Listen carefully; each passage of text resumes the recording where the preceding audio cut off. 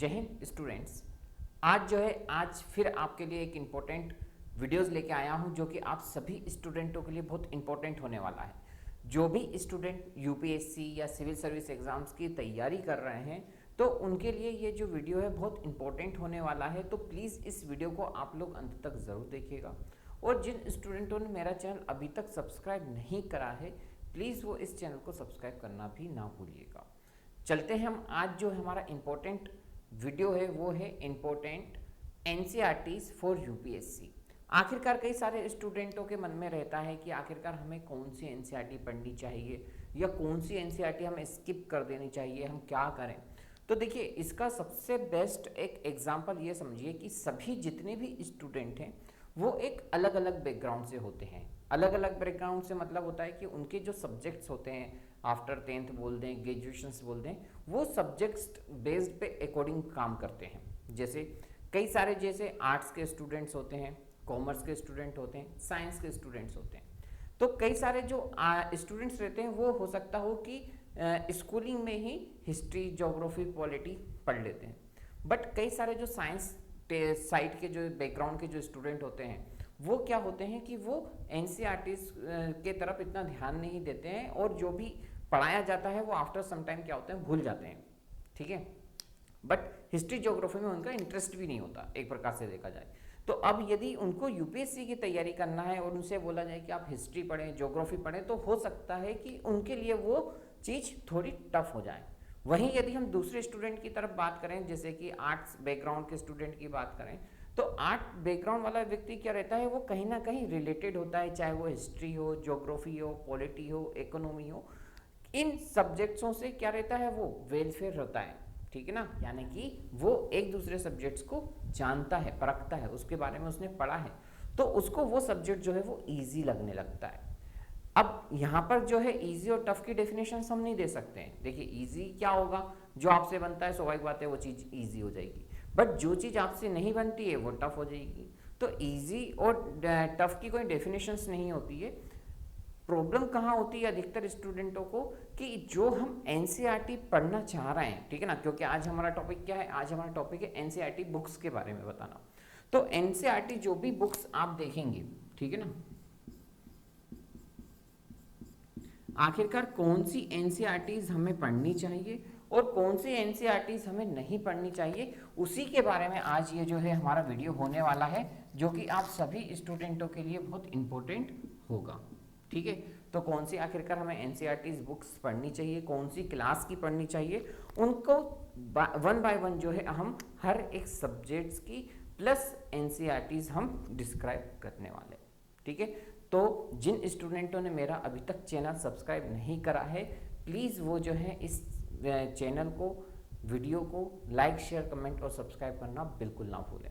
तो आप लोग जो है केवल क्या करना है, हमें एनसीईआरटी की एक प्रकार से लिस्टिंग करनी है कि हमें कौन सी एनसीईआरटीज को प्रेफर करना है, यानी कि कौन सी एनसीईआरटी हमारे लिए बेस्ट होगी और कौन सी एनसीईआरटी हमारे लिए बेस्ट नहीं होगी। ठीक है, लेकिन मैं फिर से कह रहा हूँ कि ये फिर भी जो रहेगा वो एक प्रकार से बैकग्राउंड पे डिपेंड करेगा कि किसको कितना आता है। अगर आप जीरो हैं, वो तो मैं बताऊंगा आपको, जीरो से ही बताऊंगा कि आखिरकार कौन सी एनसीईआरटीज हमें पढ़नी है, पहली चीज। दूसरी चीज, एनसीईआरटी पढ़ने से होता क्या है, तो एनसीईआरटी हम इसलिए बोलते हैं, या जितने भी टीचर्स होते हैं, जितनी भी यूपीएससी प्रिपरेशंस करवा रहे हैं, वो एनसीईआरटी की क्यों बोलते हैं, वो एनसीईआरटी की इसलिए बोलते हैं, एक तो चीज़ क्या होती है, एक आप टर्मोलॉजी जान जाते हैं उस सब्जेक्ट्स के बारे में। दूसरी चीज़, आपको ये पता चल जाता है कि उसमें बहुत बेसिक नॉलेज होता है। यदि आपको उसके बारे में कुछ भी नहीं पता है तो आप यदि एनसीईआरटी ही पढ़ लेते हैं तो आपको जो नॉलेज है वो धीरे धीरे डेवलप हो जाता है। अब फॉर एग्जांपल आप मान के चलिए, मैं आपसे हिस्ट्री की बोलूँ कि आप जाइए हिस्ट्री की एकदम से आप स्पेक्ट्रम पढ़ लीजिए, तो हो सकता हो यदि आप नॉन आर्ट्स या नॉन हिस्ट्री बैकग्राउंड के हैं तो वो आपको टफ लगने लग जाएगी कि पता नहीं क्या बोल दिया उन्होंने। तो इसी को ही इजी करने के लिए हम क्या बोलते हैं, सभी जितने टीचर्स होते हैं, एजुकेटर होते हैं, वो सभी क्या बोलते हैं, वो यही बोलते हैं कि आप सबसे पहले बेसिक जो चीज़ें वो आप एनसीईआरटी ही पढ़िए। ठीक है। तो सारे जितने भी एजुकेटर हैं वो यही कहेंगे कि आप क्या पढ़ना है, आपको यूपीएससी की अगर आप प्रिपरेशन कर रहे हैं, सिविल सर्विस एग्जाम्स की प्रिपरेशन करिए, तो वो आपसे यही कहेंगे कि आप सबसे पहले बेस्ट जो है वो एनसीईआरटी पढ़िए। ठीक है, तो चलते हैं इसको वन बाय वन हम सारे सब्जेक्ट्स पढ़ेंगे, कौन से क्लास या किस क्लास की हमें एनसीईआरटी पढ़ना वो हम पूरे इन डिटेल इस वीडियो में देखेंगे। तो चलते हैं, हम सबसे पहली बात कर लेते हैं यहां पर हिस्ट्री की। ठीक है, सबसे पहले हम बात कर लेते हैं हिस्ट्री की। देखिए हिस्ट्री में क्या होता है, हिस्ट्री में वैसे भी तीन चीज होती है। ठीक है, तीन चीज जनरली क्या पढ़नी पड़ती है आपको हिस्ट्री में, एक होता है एंशिएंट हिस्ट्री, एक होता है मिडेवल हिस्ट्री और एक होता है मॉडर्न हिस्ट्री। तीन हिस्ट्री पढ़नी पड़ती है आपको जनरली। ठीक है, मेनली यदि आप देखा जाएगा तो एनसीईआरटीज में जो लगभग तीनों ही चीज गिवेनेबल है। डेट मीन्स एंशिएंट भी है उसमें, मॉडर्न भी है और मिडेवल भी है, तीनों आपको हिस्ट्री उसमें देखना पड़ेगा। और साथ ही साथ हिस्ट्री की बुक में क्या है, एक प्रकार से देखा जाए तो वर्ल्ड हिस्ट्री भी आपको उसमें देखने को मिलती है। जब आप क्लास 9th और क्लास 10th जब आप पढ़ेंगे हिस्ट्री में, तो उसमें आपको वर्ल्ड हिस्ट्री के भी चैप्टर्स आपको देखने को मिलेंगे। तो एक सजेशंस ये है, जैसे कि आप जो है रेफरेंस बुक तो आप पढ़ेंगे ही पढ़ेंगे, तो उसमें होता क्या है कि ये जो एनसीईआरटी होती है जो कि वर्ल्ड हिस्ट्री इसमें दिया है, वो वर्ल्ड हिस्ट्री बहुत कम ही लेवल पर आपको देखने को मिलती है। लेकिन ये जो वर्ल्ड हिस्ट्री है इसका जो कंटेंट है वो आपको इस एनसीईआरटीज में मिल जाएगा। तो हिस्ट्री की यदि आप एनसीईआरटी की बात करें तो मैं कहूँगा कि आप जो हिस्ट्री है वो आप class 6 to up to 12th तक जरूर पढ़ें। ठीक है ना। हाँ, अगर आप चाहते हैं कि अगर आपको नॉलेज है तो ओनली मैं आपसे कहूँगा ओनली 11th/12th की जो एनसीईआरटीज है वो सफिशिएंट है। ठीक है, 9th-10th में वर्ल्ड हिस्ट्रीज भी गिवन है उसमें, तो इसलिए मैं आपसे कह रहा हूँ कि यदि आपको हिस्ट्री करना है तो हिस्ट्री में आपको 11th और 12th जो है वो ही आप पढ़ लेंगे तो भी आपके लिए सफिशिएंट मटेरियल रहेगा। ठीक है, दूसरी चीज, जब भी हम एनसीईआरटी पढ़ते हैं तो ऐसे अपन को 2-4-10 महीने या इतने समय नहीं चाहिए रहते हैं हमें। एनसीईआरटी मुश्किल से हमें 1-2 महीने में कंप्लीट हो जाती हैं जितनी भी एनसीईआरटीज होती हैं।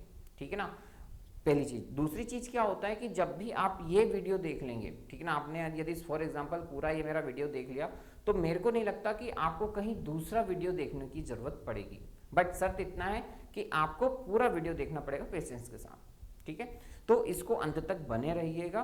तो हम वन बाय वन सारे जो जितने भी सब्जेक्ट्स होते हैं उसके बारे में हम डिस्कस करने वाले हैं, तो इसलिए अंत तक जरूर बने रहिएगा। तो हिस्ट्री की यदि हम एनसीईआरटी की बात करें तो मेनली यदि आपको नॉलेज नहीं है तो मैं कहूँगा 6 to 12 पढ़ लो, और यदि थोड़ा बहुत नॉलेज है तो कोई ज़रूरत नहीं है, ओनली 11th-12th आप पढ़ लेंगे तो भी हो जाएगा।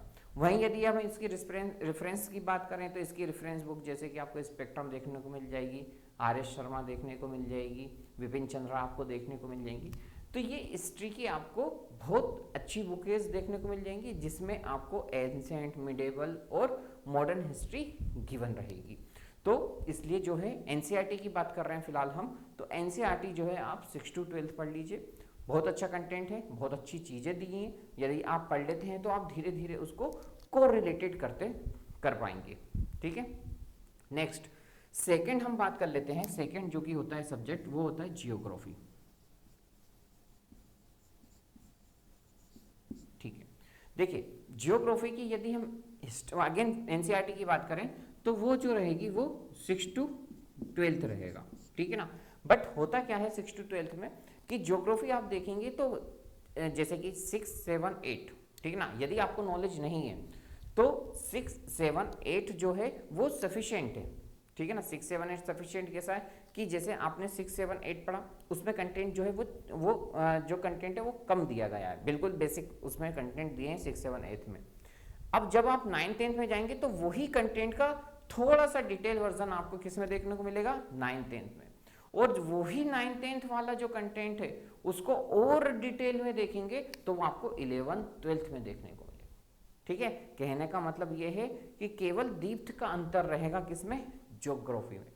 ठीक है, और मैं यहाँ पर फिर से आपको प्रेफरेंस कहूँगा कि यदि आपको नॉलेज नहीं है, ठीक है ना, आप बिल्कुल देखिए ऐसा नहीं है कि केवल 11th-12th आप एनसीईआरटीज पढ़ लीजिए, ऐसा मैं बिल्कुल नहीं कह रहा हूँ। ठीक है ना, क्यों, क्योंकि हमें सब्जेक्ट के बारे में डिटेल होना बहुत जरूरी है, क्योंकि उसमें आप पेपर भी उठा के देख लीजिए, उसमें छोटे छोटे जो कीवर्ड्स होते हैं, चाहे हम हिस्ट्री की बात करें, ज्योग्राफी की बात करें, ये आपसे प्रीलिम्स में पूछते हैं, ठीक है ना, पूछे गए हैं। और आप चाहो तो पेपर भी उठा के एनालिसिस कर सकते हैं, उसके जो कीवर्ड्स हैं वो पेपर में दिए गए हैं, एनालिसिस किए गए हैं। तो इसलिए मैं आपसे कहूँगा कि आप एक बार जरूर सरसरी निगाहों से देख लो, बट जरूर देख लो आप, ठीक है।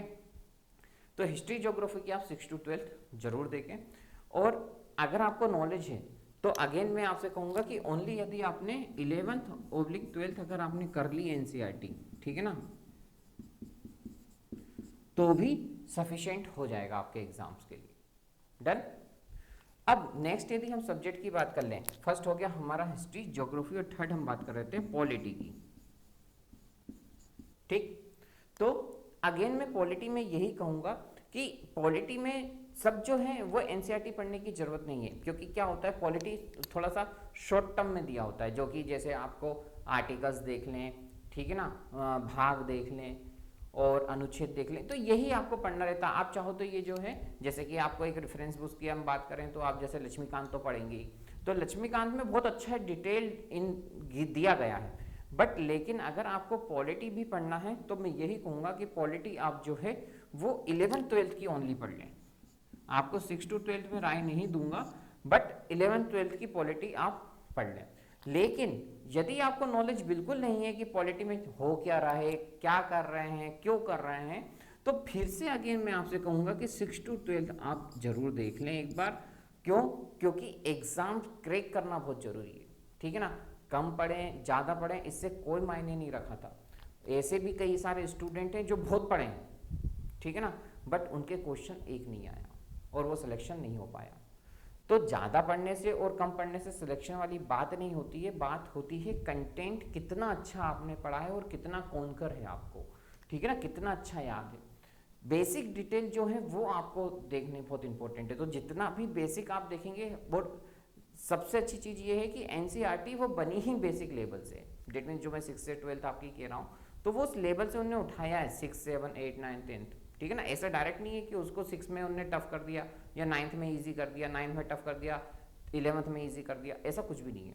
वो अप टू डेट होता चला गया वर्जन, ठीक है ना, और सबको रिलेटेड है। तो इसलिए मैं आपसे कहूँगा यदि आपको नॉलेज नहीं है तो अगेन आप 6 to 12 जाइए, और नॉलेज है तो ओनली 11th/12th पढ़ लीजिए, इट इज़ सफिशिएंट होता है, ठीक है। अब हम बात करते हैं इकोनॉमिक्स की, जो कि हमारी 4th बुक होगी, ठीक है ना। देखिए ठीक, इकोनॉमिक्स जो है वो 6 से नहीं चलती है, वो 9 से चलती है, 9 to 12 चलती है इकोनॉमिक्स। लेकिन और 12th में जो रहेंगी वो आप मैक्रो और माइक्रो आपको देखने को मिलेंगी 12th में 2 बुकें। तो ओनली यदि मैं इकोनॉमिक की बात करूं, अगर आपको इकोनॉमिक पढ़ना है, ठीक है, और कोई सी भी जरूरत नहीं है यदि आपने 11th की इकोनॉमिक अच्छे से कर ली। अगेन मैं फिर से कह रहा हूं, कौन सी क्लास की बुक आपको करनी है, आपको 11th क्लास की, ठीक है ना, ओनली 11th क्लास की यदि आपने बुक कर ली, ठीक है ना, 11th क्लास की ओनली इकोनॉमिक कर ली, मैं तो फिर भी कहूँगा कि आप 12th में मैक्रो और माइक्रो मत पढ़ो, कोई ज़रूरत नहीं है पढ़ने की। लेकिन आपने केवल 11th क्लास की यदि इकोनॉमिक पढ़ ली तो भी आपको कई सारा नॉलेज हो जाता है इकोनॉमिक की बुक में।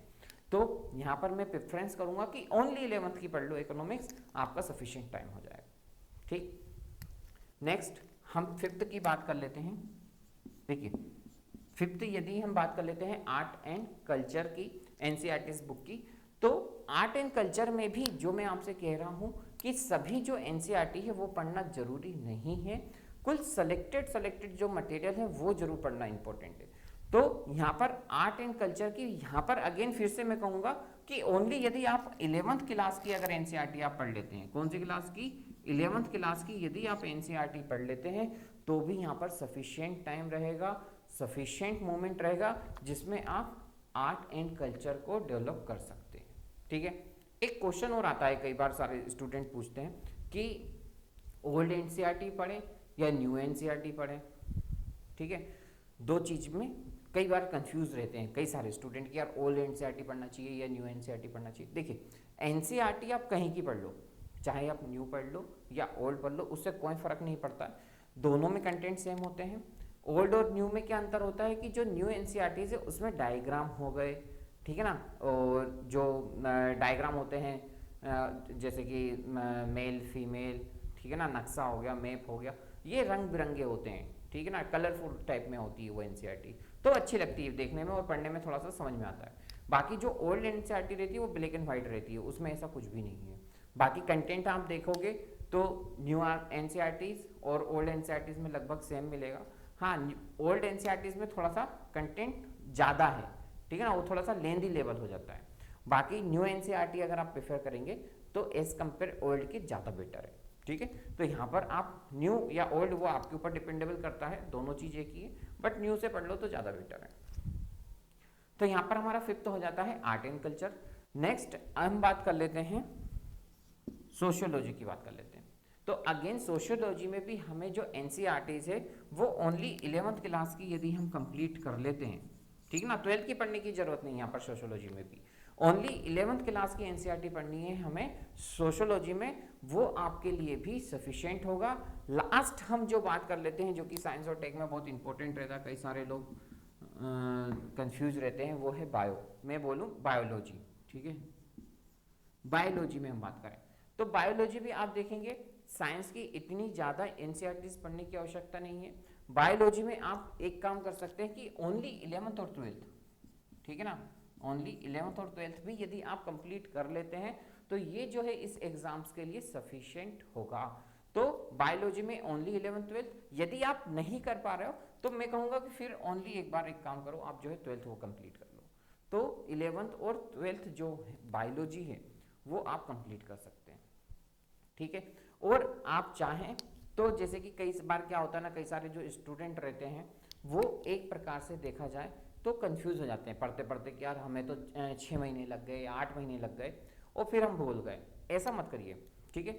आप एक बार रीड आउट कर लीजिए और इसके जो नोट्स हैं, ठीक है, मैं नहीं कह रहा हूँ कि आप मुझसे ही नोट्स परचेस करो, आपको लगता हो आप देख लीजिए, आपको व्हाट्सअप नंबर पे और नोट्स प्रोवाइड करवा देता हूँ, तो अगर आपको लगता है तो आप नोट्स मेरे ले लीजिए, क्योंकि नोट्स बनाने में होता क्या है, हम थोड़ा सा टाइम वेस्ट ज़्यादा कर देते हैं, इसलिए आपको एनसीईआरटी पढ़ने में इतना टाइम लग जाता है। तो आप कहीं से भी नोट्स जो हैं वो प्रोवाइड करवा लीजिए, सामने आपके पास नोट्स रहेंगे तो इनको पढ़ना भी आपको समझ में आ जाएगा कि आखिरकार कैसे इनको रीड आउट किया जाए, क्या क्या इंपॉर्टेंट होते हैं एनसीईआरटीज में, कौन कौन सी टर्मोलॉजी इंपॉर्टेंट है, तो वो आपको यहाँ पर देखने को मिल जाती है।